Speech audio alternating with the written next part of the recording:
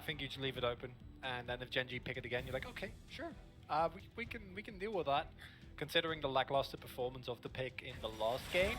And my expectations is that Gen.G is going to do exactly what Afreeca did last game and wait till R5 to actually lock in the top laner, unless Afreeca commits to a matchup earlier, because we also saw in the last game that Ruler and Live, I think, will naturally have an advantage over Bangalhands. I think Bangalhands can neutralize that matchup, but I don't see them winning it just through the sheer laning power of Ruler and Live. I agree. And I think that if you are in a situation where, as Gen.G, you can not let Keen and Dread snowball, you'll be fine. And this is something where Gen.G, yes, Clit's Nidalee is really good, but you are going to get into another situation where if you flip it early and it goes poorly, you're in really big trouble. The thing is, now that they have red side, they have counterpick, and I think that blue side Udyr isn't anywhere near as powerful. We saw it demonstrated in game one, right? Like, I was actually having a chat to Cloud Templar just after the first game, and he was like, yeah, look, Udyr is a fantastic champion as long as you have priority in every lane, because then the snowball becomes so simple. We do see the Syndra Nidalee combination come through from Gen.G, and now can Afreeca finagle their way towards all pushing lanes? So like finesse and wrangle at the same time? Yeah. I think finagle is actually a word, but I went with finagle instead, which isn't a word, but I think it sounds like a word that you'd understand, I mean, right? You have me fooled, so, you know, good. I'm just taking advantage of second language situations and things like this. Very well. I can do the same thing, where I can tell you a fact about Dutch culture, and you don't know if it's true or not. Absolutely not. You would never know. I mean, I've been there once, but it wasn't for very long. So I guarantee I'm not going to know anything. That's okay. You already got me with your what was the stripe raffles? Yeah, that's the one. Strobe raffles. Strobe raffle. Yeah. Yeah. I think that's when you go to a raffle competition and there's lots of really cool lighting. That's what I assume they are. Interesting pickup here to go for the Aphelios without any guarantee that you'll get the Thresh. I also assume that Afreeca are going to immediately ban that away to kind of augment the problems that Aphelios naturally has, and that Thresh really does a great job at mitigating. And what Afreeca do have here, though, is fly on Orianna, and I feel like fly on Orianna is something that I was also expecting with Azir, which wasn't the case at all, so maybe you can prove me wrong here as well, where it synergizes well with the Udyr, right? One thing that we didn't really talk about last game when we were criticizing the Udyr is that he also really likes having a Karma or a Lulu or an Orianna that can kind of help him. Something to augment him, right? Exactly. Because it keeps him relevant for a lot longer, and that is something that they do have. But in the past, Fly and Orianna to me has seemed fairly invisible, right? Like he's been there, but he hasn't really had impact. But that was my expectation for Azir, and then he went like for, I think it was level 6-7, immediately went in for like the big play that they found on Clid, right, earlier on. So maybe this will be similar. He will do a similar thing on the Orianna here. Now you just lock in the Thresh here as Gen.G. I don't see a reason. Whoa, Aurelia ban with Gnar available is very interesting. Aurelia suffering her first loss, I believe, in the LCK in our last one. But, of course, Gen.G want to hold on to that counter pick. And so now, Afreeca get to pick the Gnar if they would like to. This is really curious. I think as Afreeca, you just lock in the Gragas here, right? You do what Gen.G didn't do last game, where you just go, Gragas, I don't think he has any hard losing matchups, right? It does give you way too much magic damage. Well, yeah, that is, but you don't pick him for the damage, right? You like merely pick him to have like a beefy engager. I think the Gnar here is a bit more of a liability. The Gangplank is still open. Now, Gangplank doesn't fit very well into Gen.G's comp, because the problem with Gangplank is that while he does have early game priority, he doesn't work super well together with Nidalee, right? Like, then you have a composition that, outside of Rascal being very strong in the early game, is not that great, because Rascal and, Clid and BDD together will be somewhat reliant on, like, actually hitting a scatter, and then you can stack magic resist. Instead, it will be Lehens on the Gragas here. That's really interesting. Or it's support Gnar. Hell yeah. If anyone would do it, it would probably be Lehens. Yeah, that's probably true, actually. I shouldn't put it past him. As Life Thinking about grabbing the Camille for Rascal, actually love this. Camille Nidalee, such a good combination and can certainly give Gen.G a lot of power towards the top side. They will lock that one away. Gives them a 4-1 composition with some decent pick around the mid-game. And they can play towards it. The only thing that's standing out to me is the Aphelios that doesn't have Thresh. Does feel like half the champion when that does come into play. But this is Ruler in life, right? Like, they just command a lane so effectively. But this is going to have to be like Ruler's best positioning ever, right? Because now he's got a big Gnar chasing after him. He has to watch out for these shockwaves. Dread's just going to be running at the Aphelios, and Aphelios has no way to get out outside of the flash. And we haven't even talked about Lahance's Gragas, right? Like, Gragas is...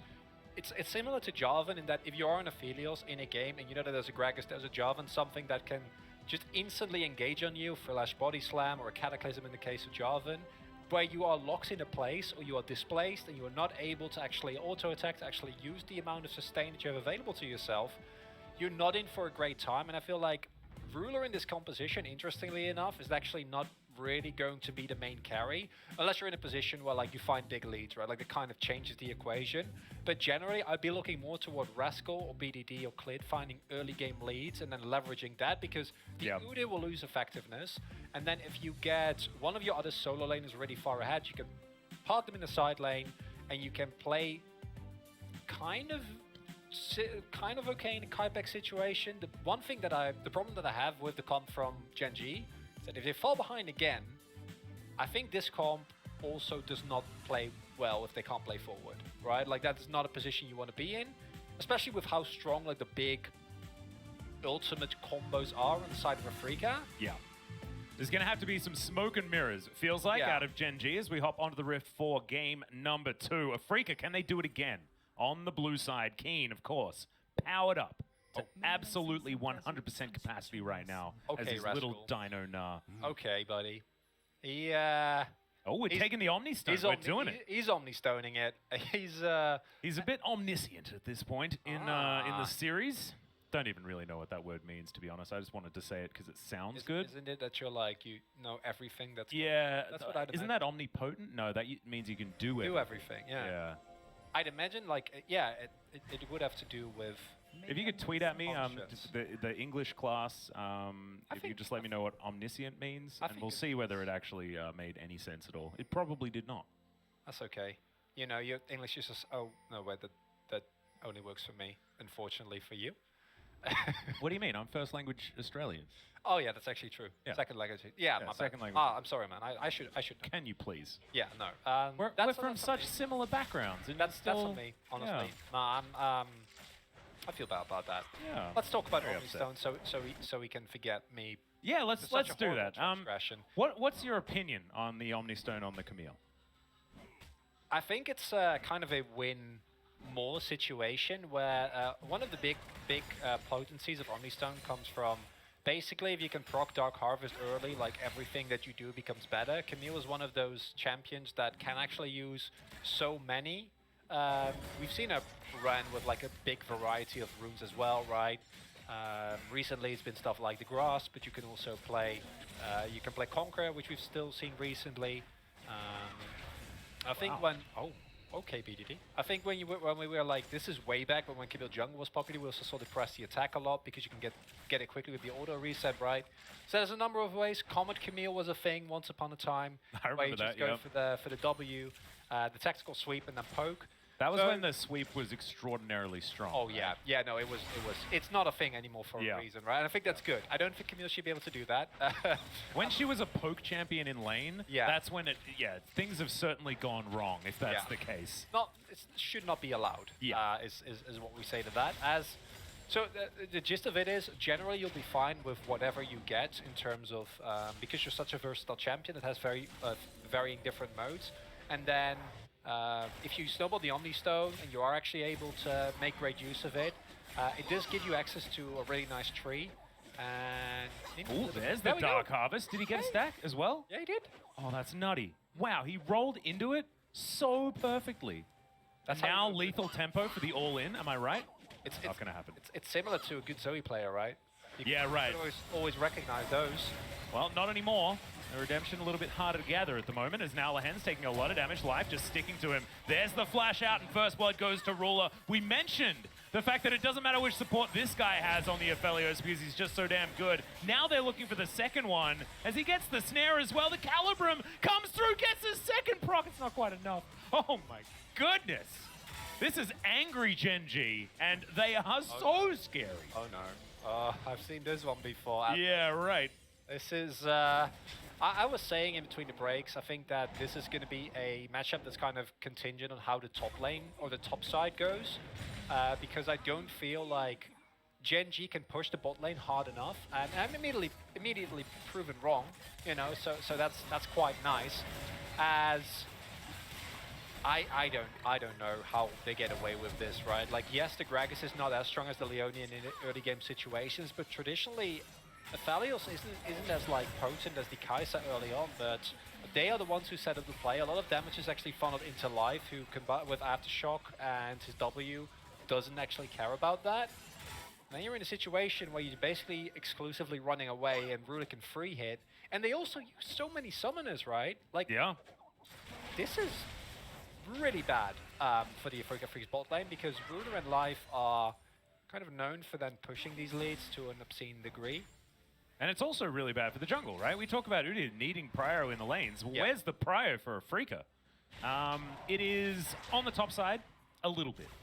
As now Dread looking for a gank, flashes forward, gets the slap onto BDD, as he will get stunned up. That's a great spear out of Clid, of course, on a stun target. Not exactly a difficult one, however, they are going to be able to answer as Keen dives on in and looks for the Nidalee now. This guy is now ganking from the top side of the map, as he did manage to get that shove all the way through, and maybe you can just brute force yourself some priority because the Gnar is able to take control of his lane. And this is something that post-6 will be a lot harder for Keen, because then he actually needs to respect Rascal in case of a gank, because with the Hextech Ultimatum you can't actually get out as easily as you normally do as Camille. But at this point in time, really well played there by Afreeca. It is just a camp, right? So in the grand scheme of things, it doesn't mean as much. And I'm pretty sure that Ruler and Life can now just freeze the lane here, clear his bot side, and that means that we're going to see a huge chest lead fly. Yeah. Oh, gets the last auto, and BDD solo killing in the mid lane. Yeah, this is angry Gen.G is not just on the bottom side. It has now infected the mid lane, and Clid looking to try and take that towards the top side as Rascal needs to try and get his answer back. And you can see was able to utilize some of that space that he was given from Keen's little roam to catch back up in farm. That being said, Keen should still be a dominant force as Life is hex flashing out of the brush. Now that we have a little bit of a lull state, I do want to say thank you to Jared on Twitter and Acevo for letting us know what omniscient means. It just means all-knowing. Yeah. You just know everything. Said, right? I think, yeah, we said all-seeing or all-knowing. I guess it's about the same. So we had the right idea. I just wasn't confident because I haven't thought about the word omniscient for a very long time. I used to think it was pronounced omniscient for a really long time. Nice. Yeah, that's what you get for not actually speaking a language, right? Yeah, there's a lot of words that I'm actually really confused about pronunciation now, because I've been living around so many Americans here in Korea. Oh. I start to forget, like, do I say schedule? Do I say schedule? Like, what is it now? Because everyone around me is saying schedule, but I've grown up saying schedule. Yeah. I don't even know anymore. Slowly losing yourself. Yeah, Vedius was talking about this just the other day, saying that like he's lost some of his identity with his language, and I feel like the same thing is to be said with me as well. Like I say convenience store, and like I'd probably say gas station instead of servo. Like, oh my goodness. Like, who am I? Who am I? What's happened to you? I know. Fame has changed you. It is. I don't think it's fame. I think it might be Wolf and Brendan. It's just that. And Seth. Oh, Seth. Because he talks so much, you know? Yeah. I just pick up things. So it's very sad. It's understandable, really. Mm-hmm. Well, that's okay. There's an ulti from B2D, and there's one from Fly as well, as Dread. Doesn't have his flash available, but Fly showing some signs of life here as Dread's looking to try and throw some of his Phoenix Fire around in his Ernie form. As he puts Tibbers back on and looks for Clid, who's just going to clear out a ward. Rascal tactfully sweeping up Keen, who's going to find his way into this river. Shelly available, Fly looking for a back timing. So we're not going to be starting this one up just yet. And I think a problem for Afreeca is that we went into this pre-game. It wasn't really as applicable. As we see here, This is a little bit disjointed, right? Like Fly does hit level 6. Oh, never mind. This was the solo kill. I was like, wait, yeah, what? Different one. Yeah, no, this was. I don't know why we're going back to this because this is kind of painful. I wanted to talk about the gank. This is just BDD. Showing why Syndra is still a relevant champion, right? Like, it's boring. We don't like it as casters, but as players, makes a lot of sense. Oh yeah, and the value of Syndra is that she does what it says on the tin almost every time, right? And having that sort of stability in a draft, especially if you're a coach, feels real good. So you can see why teams like Damwon Kia and Gen.G both utilize it to great effectiveness, just to make sure that they alleviate as much uncertainty in the draft as possible. You said tin, not can, so that's a win. Oh, really? Would you normally say can? I mean, I think Americans would. Oh, would they? Okay. I assume so. I don't hear tin often. Okay, that's good. That's good. Maybe it does sound a bit Australian in my head, but I don't know. Yeah. I feel like we're going on an adventure together without having any of the answers, actually. It's beautiful. We don't. Unfortunately for Afreeca, it kind of feels similar to their journey that they're on right now, because unlike the first game, they have not been able to find any early game footing in this game.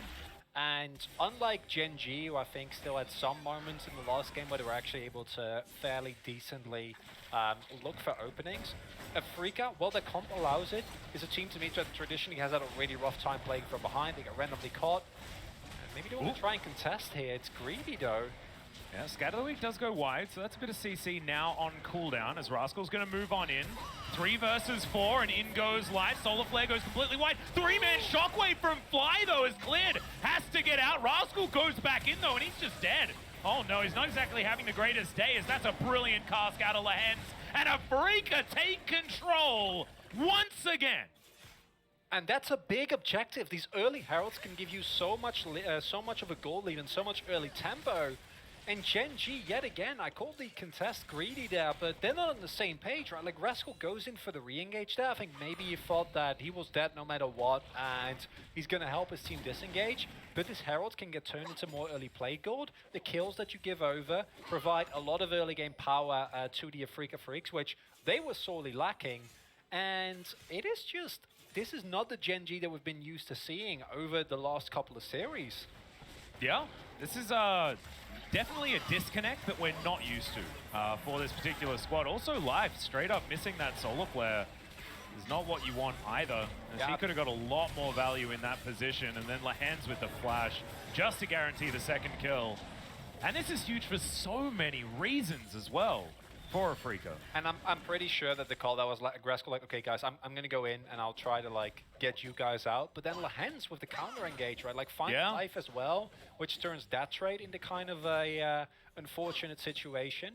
And I gotta give credit to Fly, because I said before, like, I wasn't particularly a fan of his Orianna. Like, he wasn't a liability, but he was just invisible. And in the lane especially, right? He's not a laning Orianna like a lot of our Orianna players are, because she can be very, very good at controlling minion waves. That's not how Fly plays her. He is a teamfight Orianna. But even in the teamfights, and even like in these skirmishes outside of lane, like when you still someone in laning phase, right? It's that gray area between where you actually open it up, and where you're like still looking for the 1v1s and the skirmishes.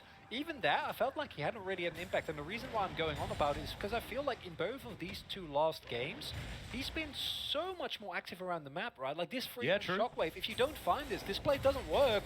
Speaking of plays, oh, there's the flash out of the Gnar. And Keen's just going to throw a house at Rascal, but does miss. They are going to be able to grab a couple of plates here as now Shelly's going to be put down, and this should be the turret eradicated. Fantastic use of Shelly as well, just to make sure that all of the value is picked up. And that is just going to brute force another advantage for Keen here towards the top side. In a matchup that can go both ways, we've seen Camille do well into the Gnar, but weak side Camille not going to have nearly that level of power as Shelly gets a second charge.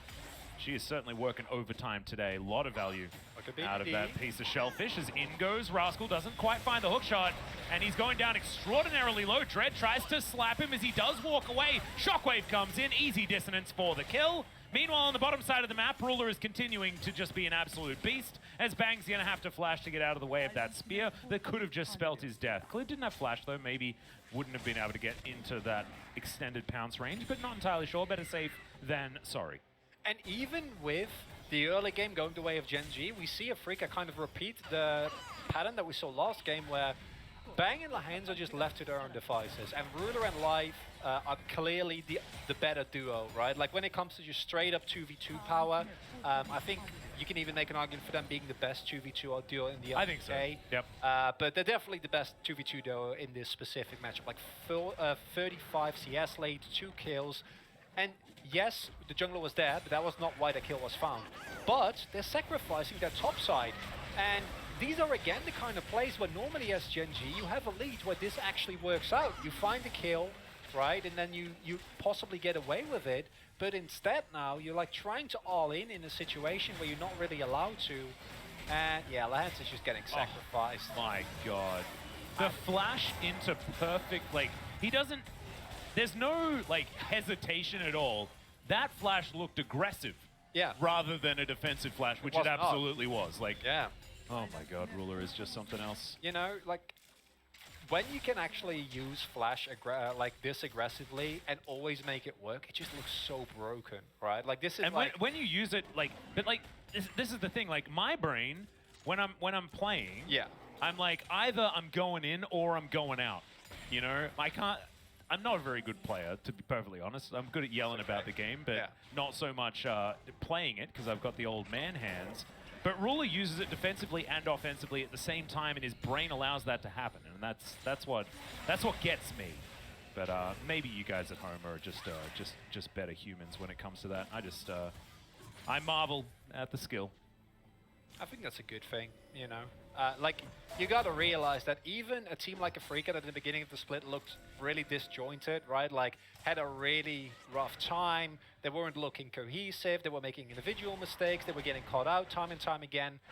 And you can look at a team like that and like see that match and be like, oh, these Afreeca guys, like, well, what is this roster doing? What are these players? They're all washed up.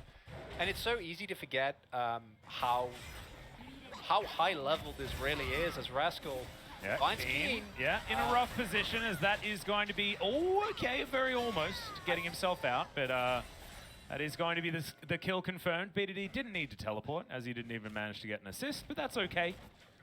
Better guarantee it, you know? Listen here, buddy Keen, I am giving you credit even when you make mistakes. That's not an excuse to immediately stop making mistakes. Oh, Ruler! Yeah, Dread is going to find him here as the barrel comes down. Ruler's trying to get the damage back, but Dread just tanky enough. And will be able to lock down the Aphelios. Didn't even need his chem tank to be activated there, as of course point blank range, pretty good. So Secret Agent Udyr getting the work done, as now Bang picks up turret aggro for some reason, but should be able to get a bit of work done to this outer turret on the bottom side of the map. And it feels like Gen.G are just getting more around the map, despite the fact that Gen.G still have a slight gold advantage.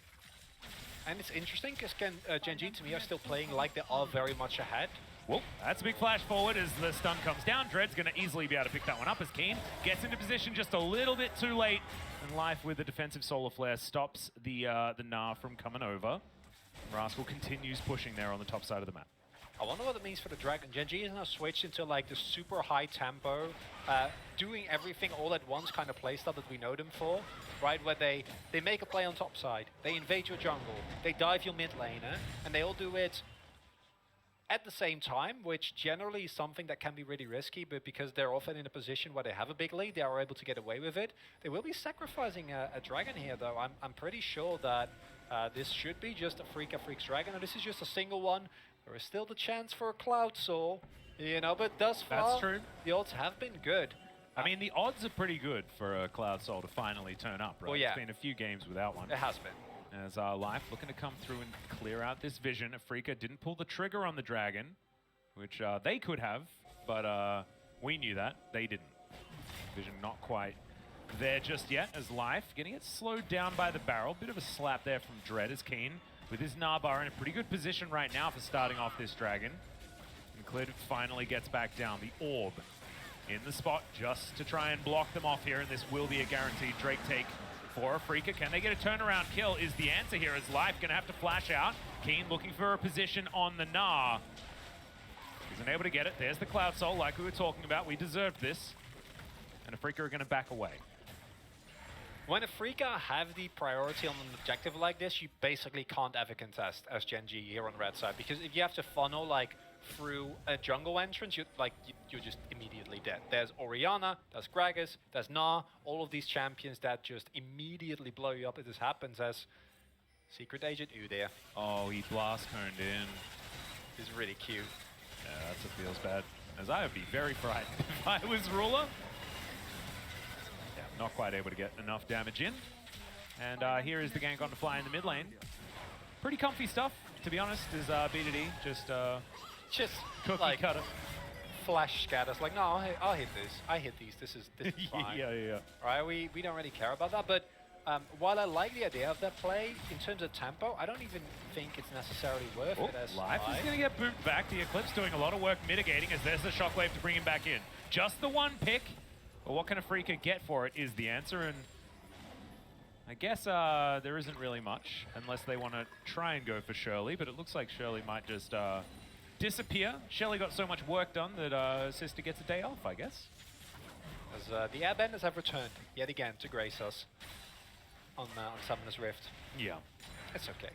You can't avoid them forever. It's not happening, and I want to pay some attention to like what is the state of the game right now, right? Because it feels like Gen.G, this started off as a classic Gen.G game, right? They find a couple of good plays, but Afreeca was able to actually kind of stem the bleeding. They find their own plays around the map, they pick up a couple of kills, they pick up some early objective, they pick up that crucial fight, as this is just life getting greedy for reward and not really having any backup against a team with a lot of displacements.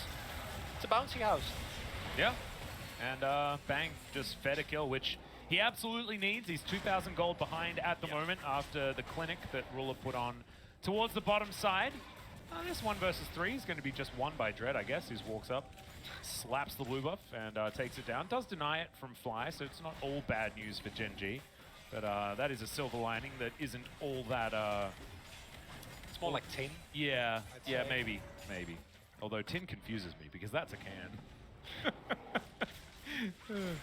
Really? No, not really. I understand. Don't worry. We're okay.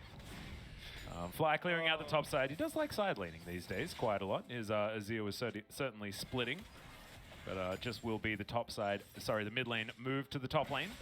B2D going to go back home. We'll see what he can actually purchase for himself. His Leandri's already complete. As Keen looks for Rascal and finds him here towards the bottom side. The chain CC is really nice as he cops about 3 houses to the back of the head. Another one will spell the end, and he doesn't even need it. Just slaps him in the face, and another solo kill for Keen, this time in game 2. But this is with the counter pick for Rascal. Rascal was the one that this time got the R5 counter pick. He got the Camille. This is the matchup that he opted into. And this doesn't feel like a game number 1 where it was Keen just kind of like stomping on him from beginning to end. But it's also not a game like game number 1 where Dread was exclusively topside, right? And where he was like continuously forcing these skirmishes and trying to build this lead. It's just been Keen playing so incredibly well. And this feels like a 2019 Keen versus Rascal. That's what it feels like. That's really scary, Atlas. It's crazy. It's crazy how much like Keen has just gone back in time and decided, no, remember Rascal, remember what we used to do here in the LCK? Aha! Well, I do, and I still get chills sometimes because Keen has been a monster for a very long time. And it was a different Rascal on a different team, but still, this is such good news for Afreeca fans. And what it means is that going into this next Drake fight, all of a sudden you have a Keen that has hit a crucial 2-item power spike. He's now found that Sterk's Gauge, which gives him so much more ability to actually go in deep as that's going to take a low. Yeah, Lehens does only get slowed as there's the Moonlight Vigil. Ruler getting a fair bit of damage down. You can see big AoE out from the Gen.G 80 carry. Does have 2 of his crucial items now completed as the poke is actually real scary, especially when Ruler has the Calibrum available. And now Gen.G going for a bit of a desperation Baron. Oh, don't like this. Teleport's available. Keen can come from the back. Yep, Keen has a really nice Nabbar at the moment. No, actually, he is Mega Gnar still. So, that is going to wear down, and Gen.G is going to back away from the Baron.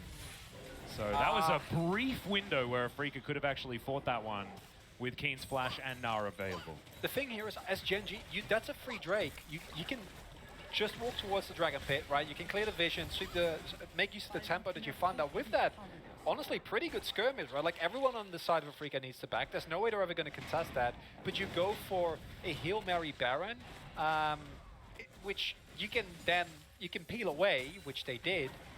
But I feel like it's not a risk that's ever really going to work out, right? 2 teleports are up, which you have forced as Keen. That Hyper is doing so much work.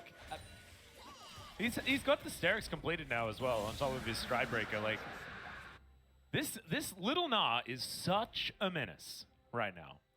Keen gets the, you know, we talked about Gnar a lot, especially in the beginning of the split when his prior was a lot higher. Yep. He's actually, he deserves the Gnar card that like Khan and King have, right? We're like, okay, you can pick Gnar. Yeah, this is We're allowed. okay with it. Yep. Like this is what you need to do, and now you've earned it. And now you can just pick it whenever, and we will give you the benefit of the doubt. He actually makes like Mega Gnar look as scary as it actually is in the player model. Unlike yeah, like how we scan over to like definitely not Udyr. Oh, thank you for that. I really appreciate that. He like pops up. He's like chicken mode. Oh, fantastic. Speaking of chickens, that's exactly where we are on the map as Gen.G. Just trying to claim some control of this mid lane, K-Ram style. Very standard. And Drake, not exactly the most important, as of course, you know, I'm back. I'm bringing the clouds with me, don't you worry. There's a song that I could have been singing there that just sort of got me a little bit sidetracked, but I'm not going to. I would love to revisit this. I always take the weather with me, let's just say that. As Rascal once again finds a Gnar, but he blast cones to get out, and hook shots for good measure. As I would too. Keen is quite frightening. And I think as a Afreeca, actually, I think it's the Mountain Drake is pretty good. Yeah, this is yes. You know where you learned this from, right? This is Pioshikuda right there. Yeah. No, this is like walking ward mode. Yeah. This is what an Udyr from ahead can do. You are basically just the most durable ward that you can put down. Yeah. And it moves. It does. It moves as well. And it looks funny. And it has a really nice, you know, it changes skins. It yeah, you around. get 4 different ward skins.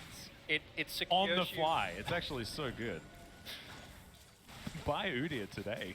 Only costs a few blue crystals. He's pulling up Ben though. It's like a 64% Ben rate, I think.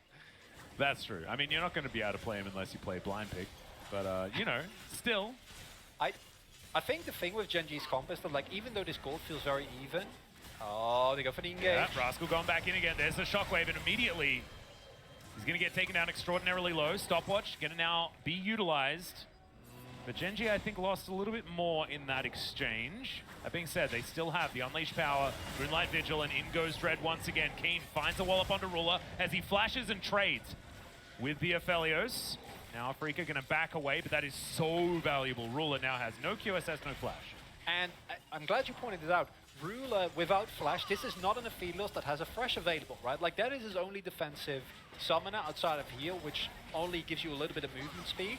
And Keen still has the Stride Breaker, right? Like he's not as reliant on flash as Ruler is, meaning that Gen.G is going to be in a situation where they need to play so incredibly respectful. And the problem with Gen.G's comp at this point in time, as you see, their main form of initiation is Life and Rascal go in. And Life is fairly tanky, but Rascal really is not. Also has gone for like a very strong side laning build. Speaking of which... It's okay. Yeah, hookshot is a great basic ability. I wanted the Killer Instinct, but then BDD and Ruler were in the mid lane, and that would have been instant death there for Bang. As Shockwave is going to pull back Cleared, who just can't get into the enemy jungle at all. He has to use his Zhonya's, and that is going to mean that they grab the kill onto Lehends. In the end, it actually worked out very well for Clid. However, we did see how dangerous it is to venture beyond the river. And I was about to say, I think Gen.G's compass problem is that, like, in a straight-up 5v5 where they're not in a good position, they can't land a couple of spears or some Syndra poke as Ruler. In goes the bear slap, and Ruler is absolutely dead. This is the setup. The slap into Killer Instinct. Flash? Yeah. He's a sitting duck, or a sitting Aphelios, I guess. The duck is actually Dread.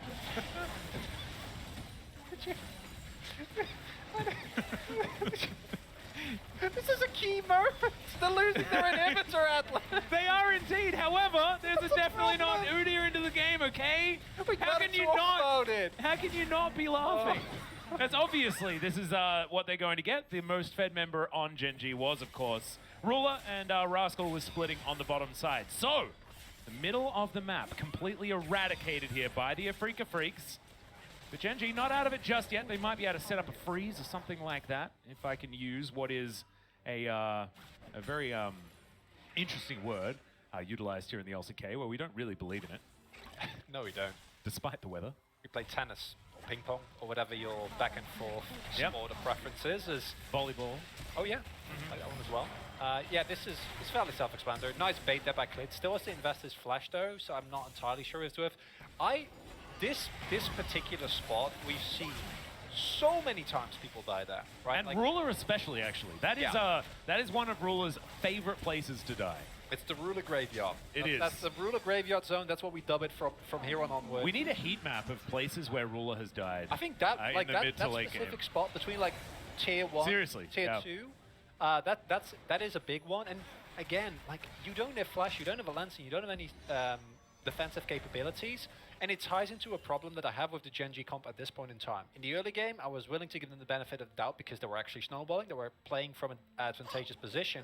But what has happened now is that they're on relatively even footing with a team comp that literally plays itself, right? You only need to hit one of these big ultimates. Either lands, splits the fight with a nice barrel, and then Bang can reposition with Killer Instinct, blow someone up. Fly hits a shockwave. Keen hits a Gnar into a wall. Gnar in the wall.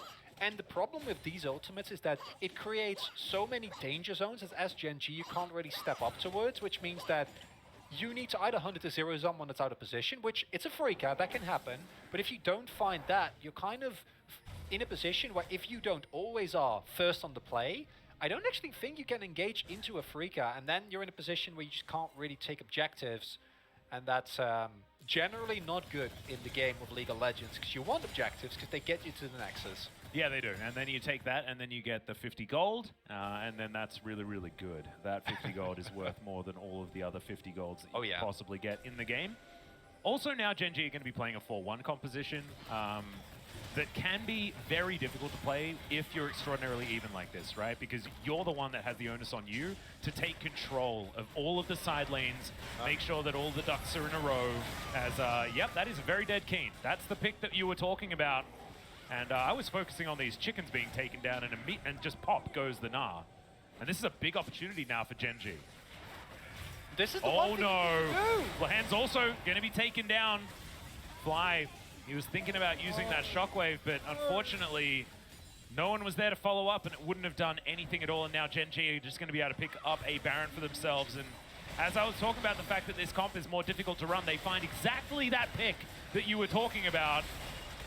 And it's about all she wrote on this Baron. Gen.G even able to move over and challenge for this blue buff as well, as Fly not able to grab anything. Shockwave just out of frustration more than anything else.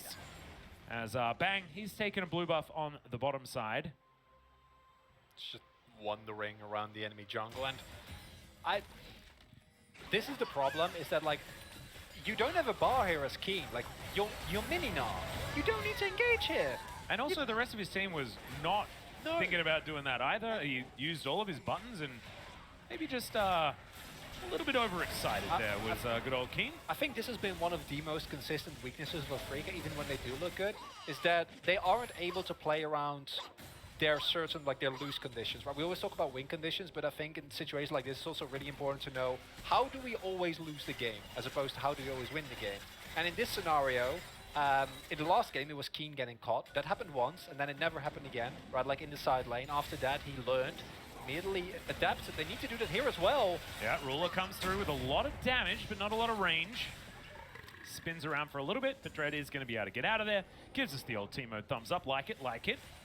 Spear is not going to pop the Veil onto Fly. But yeah, no, I like that you talk about lose conditions. I think the other way to talk about it is you don't have to only identify your own win condition, identify your opponent's in order to play this one out as live. He's split off from BDD and Clid, as now Dread wanting to chase after them. Not wanting to use his flash though, as you can see, as that's an empowered recall. It's going to get Clid out of there. BDD now sort of on his lonesome as a cute little flash out from Keen. Oh my god, BDD does a lot of damage. However, Keen going to survive for now. Is looking to bait a little bit more, as there's the Zhonya's, and Bang is going to be able to pick up the kill in the end. So, Gen.G utilizes that space given in order to take down this inner turret in the mid lane. Rascal does the same thing on the top side of the map, and actually I think Gen.G got more out of this. I'd be inclined to agree. Yes, 2 free turrets is definitely worth more than a single kill. Gold lead now, plus 2.5 gold here on this Baron power play coming out for Gen.G. The thing for Afreeca is that even with them making these mistakes, it didn't actually break the game to a crucial point. They didn't lose any init, right? So they don't really lose out on map control. And as I said again, I think the Gen.G comp is going to remain in the same kind of shape that it's been before. As I like the attempts to try and force something here, but without Keen having a rage bar, you can't actually go in deep. Clid has the presence of mind to just say, haha, goodbye. Yep. See ya, BDD. And BDD, most importantly, he stalls here for a really long time, which is really all he needs to do. Just buy time, you know you're dead here, 100%. From that point of view, I wouldn't have minded if he kept the flash, but it did get them a lot of turrets.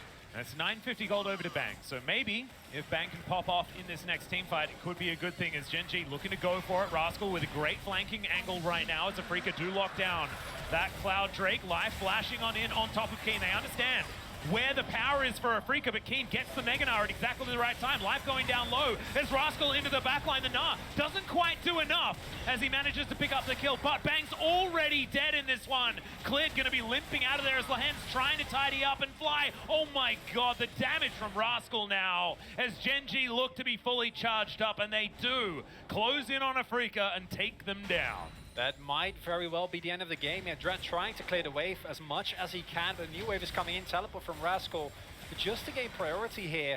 And we've reached that point of late game inevitability that specifically the Camille has, but it's really just how well Gen.G play out that fight. Rascal with the flank there finds Bang immediately, and something that we haven't talked about is that Afreeca doesn't actually have that much damage in their comp at this point in time, right? Like, it's Orianna and Kai'Sa mostly, and if Kai'Sa gets blown up without being able to do anything with the flash still up... Oh, we're slapping everyone as the Nexus is going to be taken down. He goes golden for a little bit here as Bang dives on forward. Rule is going to be executed, but so is the Nexus, and that is the main thing. Gen.G walk away with